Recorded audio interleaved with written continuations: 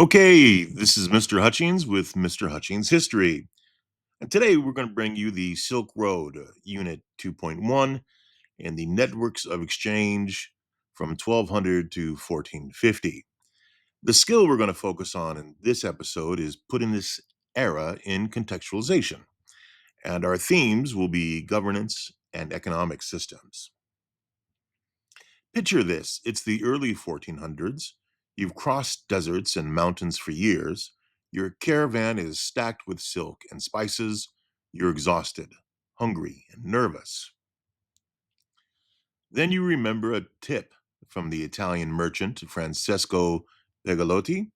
He wrote a guide for traders. His advice: treat the customs officers with respect. Offer a little gift to them, their clerks, their interpreters. They'll be civil and they'll appraise your goods below their real value. In plain terms, pay the bribe, lower the tax. Not scandalous then, just smart business. So you'd ask yourself, why risk bribery, bandits, and years away from family to move goods across continents? If you've thought profits, you're right. The profits made it worth it. Demand for luxury goods like silk, porcelain, spices was powerful enough to outweigh the dangers. That's why the Silk Roads survived for centuries. Today, we'll see how the Silk Roads revived after 1200, what sustained them, and how they reshaped governance and economic systems. We'll also practice contextualization, placing events in their larger setting. The revival of the Silk Roads, well, weren't new in 1200. Their first golden age came much earlier, under Rome in the west and Han China in the east. Strong states kept roads safe, maintained infrastructure, and trade boomed.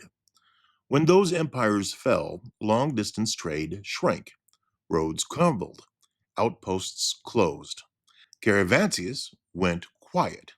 Without soldiers to protect the routes, risk beat profit.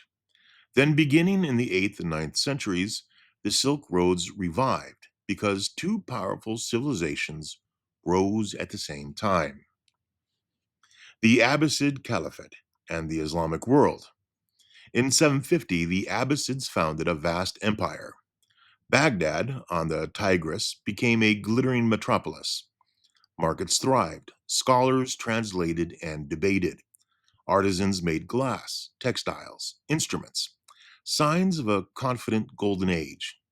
Abbasid merchants revived overland routes through Central Asia and expanded at sea, mastering monsoon winds across the Indian Ocean. They linked the Mediterranean and Red Sea to East Africa, India, Southeast Asia, and China. Goods flowed both ways. Cotton textiles, citrus, sugarcane, dates, figs, and cavalry horses went out. Silks and porcelain from China, spices from India and Southeast Asia, gold and ivory from Africa, in. But trade needs more than goods, it needs trust. Abbasid rulers repaired roads, secured routes, and supported caravanserais. Islamic law protected contracts and credit. A common legal cultural framework from Spain to Persia let a merchant from Cairo do business in Samarkand with confidence. Baghdad's House of Wisdom symbolized this blending. Greek, Persian, and Indian works entered Arabic. Math, astronomy, medicine, ideas traveled alongside silk. The results: security, shared rules, and a cultural unity which helped launch a second golden age of the Silk Roads, with the Abbasids as a central hinge. Tang China and the East. Meanwhile, Tang China, from 618 to 907, dazzled the world. Chang'an may have been the world's largest city on Earth. Its markets were carefully organized and truly global. Tang exports set fashions across Afro-Eurasia. Silk, light, durable, elite status. Porcelain, fine, strong, unlike anything elsewhere. Tea, from regional drink to daily staple and coveted import. Innovations followed: compass, eventually crucial for navigation; paper, fueling administration, education, and later printing; gunpowder, rudimentary now, transformative later. Imports revealed China's reach: cotton from India, gems and horses from Central Asia, grapes, pomegranates, and dates from the Middle East. Chang'an's streets teemed with Persians, Arabs, Sogdians, Turks, Koreans, and Japanese. Tang art and poetry celebrated this cosmopolitan world. Conclusion: China didn't just join Silk Road exchange, it drove it. So why the revival? Same core forces as before: high demand for luxuries, strong empires protecting routes, rebuilt infrastructure, roads, bridges, caravanserais. When governance is strong, merchants take risks. When it collapses, trade shrinks. Strong governance leads to safe roads, leading to more trade. Trade doesn't expand in a vacuum, it depends on states that enforce law and order, so merchants trust the journey. You could ask yourself, why does trade collapse when empires fall, but revive when empires rise? If you're thinking empires, you're right. Empires provide the scaffolding: law, patrols, roads. That confidence makes commerce possible. Now let's zoom in on what fueled growth after 1200.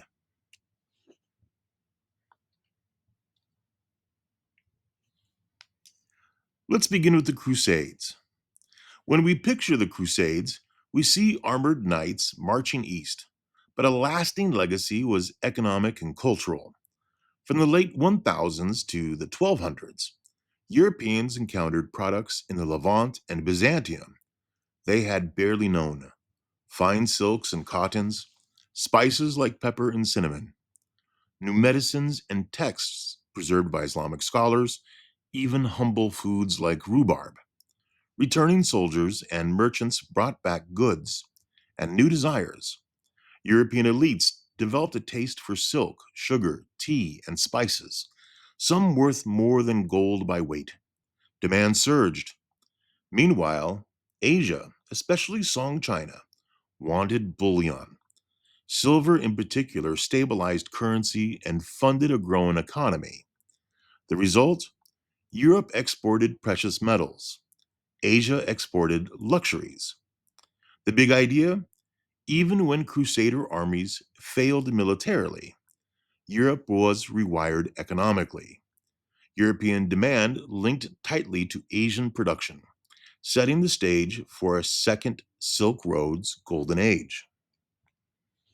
Now let's move to the Mongol Empire. In 1258, Hugulu's armies took Baghdad, ending Abbasid rule there.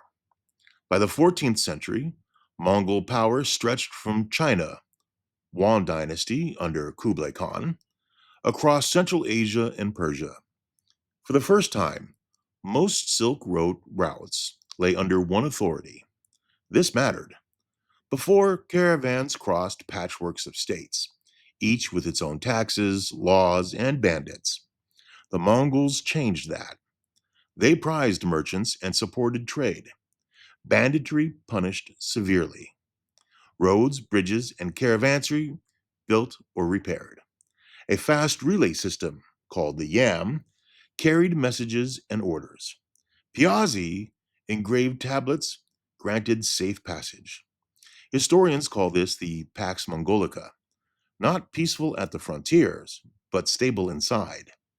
Merchants enjoyed the safest overland travel in centuries. Marco Polo reached Kublai's court. Ibn Battuta crossed Mongol lands. Their journeys were possible because the routes were secure. Let's look at a case of the movement of goods. Movement of goods westbound were silk, porcelain, paper, printing know how, and gunpowder technology. Eastbound moved Persian glass and jewels, Central Asian horses, Indian cotton textiles. Ideas and techniques traveled too: Islamic mathematics, medicine, and astronomy, Chinese metallurgy and agriculture. The empire became an exchange zone. Let's look at the flow of silver from China's economy, which leaned on silver for taxes and transactions. Lacking enough silver at home, China drew bullion from Central Asia, Persia, and Europe. Europe often had little China wanted except silver. This pattern, visible under the Mongols, would intensify later. But there was a dark side: the plague. Integrated routes sped the Black Death from East Asia to the Mediterranean in 1347 and beyond, killing tens of millions of people. There were forced migrations in the Mongol Empire. Skilled artisans and professionals were relocated across the empire, spreading knowledge but traumatizing communities. Conquest and destruction. Cities like Baghdad suffered catastrophic losses before stability returned. Governance can secure roads and markets, but it can't stop pathogens. Connectivity multiplies benefits and risks. So now let's look at transportation and innovation. Safe routes still need vehicles. That's where innovation mattered. On land, camels dominated desert trade, able to drink huge amounts and endure days without water. Saddles evolved: South Arabia behind the hump, North Arabian on top, North African near the neck, and a Somali cargo saddle that could carry astonishing loads, turning deserts into moving marketplaces. Caravans traveled in large groups for safety and scale. At sea, in the Song Era Revolution, there was compasses for reliable navigation, stern post rudder for precise steering, and junks, large compartmentalized ships with watertight bulkheads, massive cargo capacity compared to contemporary European vessels. The merchants had choices: caravans, slower, bandit risk, but strong group security; junks, faster, fewer bandits, but came with weather risks and higher capital costs. Many shifted to maritime routes. The Indian Ocean became the superhighway, with caravans feeding inland markets. Land and sea worked together. If you were a merchant, would you risk deserts by camel or sail the seas on a junk? Why?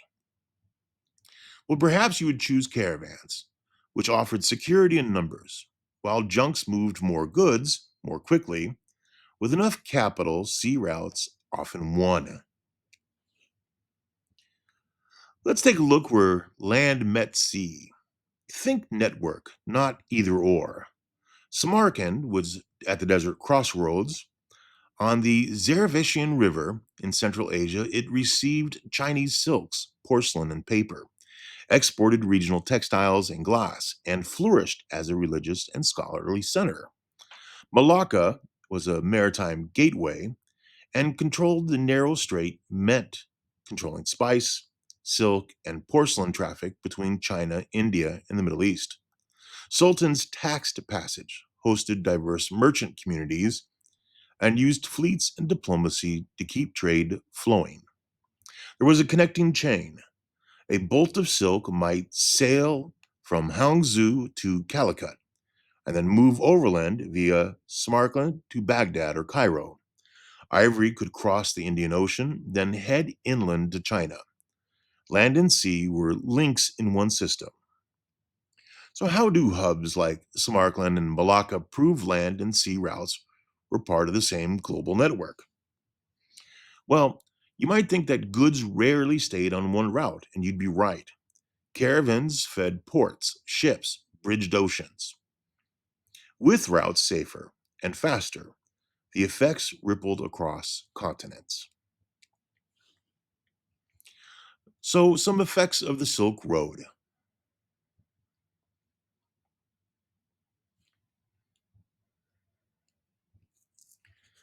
Cities and oases. Kashgar sat where Silk Road's routes split north and south. Fed by the Kashgar River, it produced wheat, rice, fruits, and cotton. Traders resupplied, artisans prospered, and Islamic learning grew, layered over earlier Buddhist roots. Samarkand, further north, dazzled with artisanship and grand mosques. It preserved elements of Christianity, Buddhism, and Zoroastrianism alongside Islam, not just a market, an enduring cultural mosaic. How does being a crossroads or river valley shape the culture that develops there? Well, answer would be that the crossroads attract people, goods, and ideas. Geography fuels diversity, wealth, and influence. Caravanserai, every about 100 miles, the distance a camel could go before water, you'd find a caravanserai. Think walled roadside inns, food, rest, stables, storage, and safety. They made long distance trade feasible. They also became idea hubs. Merchants exchanged stories, technologies, beliefs, miniature Silk Roads under one roof. Our commercial innovations. Moving sacks of copper coins across Eurasia was risky and heavy. China pioneered alternatives, paper money and credit. Flying cash, or paper credit. Imagine you're an 8th century merchant in Tang, China. Instead of hauling coins, you deposit money in one city, receive a paper certificate, and withdraw in another. Banking houses issue bills of exchange, promises to pay. By the song, the state issues paper money. The key is trust, backed by strong governance. Would you trust a paper note more than coins? Why would you? Well, coins feel real, but paper is safer and lighter. If people trust the system and the state enforces it, the paper is as good as metal. Europe innovated too. In the north, the Hanseatic League, cities like Lubeck, Hamburg, Riga, joined forces to fight pirates and dominate Baltic trade.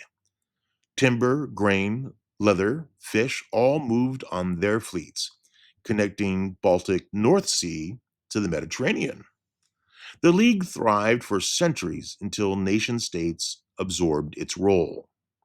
This is an economic system we're focusing on. Flying cash, banking houses, and merchant leagues show how growing trade required new finance and cooperation, the seeds of global banking. There's demand and production. As trade accelerated after 1200, rising demand reshaped production.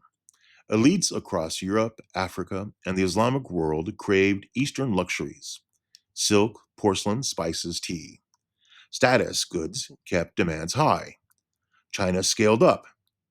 Textiles, silk centers boomed. Cotton weaving expanded. In porcelain, Zhengdezin kilns produced white gold for global markets. For iron and steel, blast furnaces expanded output for tools and weapons, steps toward proto industrialization. Elsewhere in India, cotton textiles and pepper surged. In Southeast Asia, nutmeg, cloves, cinnamon powered the spice islands. In Africa, gold and ivory fed global markets, with West African gold crossing the Sahara to North Africa and Europe. The big idea? Demand in one region sparked production far away. A noble's taste in Venice could move weavers in Hangzhou, miners in Central Asia, and sailors in the Mediterranean. Early global supply chains were already here. How can demand in Europe reshape production in distant China? Well, European appetite for silk meant Chinese artisans scaled up, rippling through entire economies. Now, I want to present three case studies of three different commodities. Let's look at a study of silk. It's produced in China. Silkworms raised in mulberry groves, cocoons unwound, weavers in Hangzhou produced shimmering cloth. It's transported by caravans across the Taklamakan vers- sorry, I think I'll try that again. The Taklamakan via Kashgar through Samarkand toward Persia. Islamic markets, prices and multiply. Artisans add dyes and patterns, creating hybrid styles. And then in Europe, Venetian traders deliver silk to courts, wearing it to signal status. Let's take a look at porcelain, which again is produced in China in Zhengzhen, where special clays, high heat kilns would yield strong, elegant ceramics. It was transported through sturdy enough for caravan and ship, moved by land and sea. In the Islamic world, the porcelain was seen as a luxury household item and was a vessel and often appeared in mosques. And local imitations weren't able to match the Chinese quality. In Europe and Africa, the porcelain was sold to Venetian elites, where shards of it appeared as far as Great Zimbabwe, proof of the reach of porcelain. And finally, let's look at pepper. Produced in Kerala, India, harvested and sun dried, essential for flavor and preservation. It's transported during monsoon dhows and went from Calicut to Arabia, east to Southeast Asia, north into Central Asia. And Islamic markets prized pepper for kitchens and medicine and traded just like gold. In Europe, this black gold was so valuable, it helped push explorers to seek direct sea routes. So you ask yourself, what do silk, porcelain, and pepper share, even though they come from different places? You're probably thinking of the exact answer. Each was shaped by a demand far away. One person's taste could realign production and trade across continents. The Silk Roads were arteries of governance, finance, and culture, not just paths for goods. So let's pause here at this slide and let's consider our historical thinking skills because ultimately we're going to be successful on the AP World Exam. Here in the historical thinking schools, today is contextualization, meaning placing a development in its broader setting. Caravanserai makes sense in the context of Mongol secured routes. Samarkand flourished because river valleys and crossroads generated cities. The Hanseatic League arose in a fragmented Europe where cities had to cooperate. Junk ships thrived within China's advanced shipping. Well, next time, the Mongol Empire and the making of the modern world, how eliminating your enemies can unite trade. Until then, stay curious. History matters.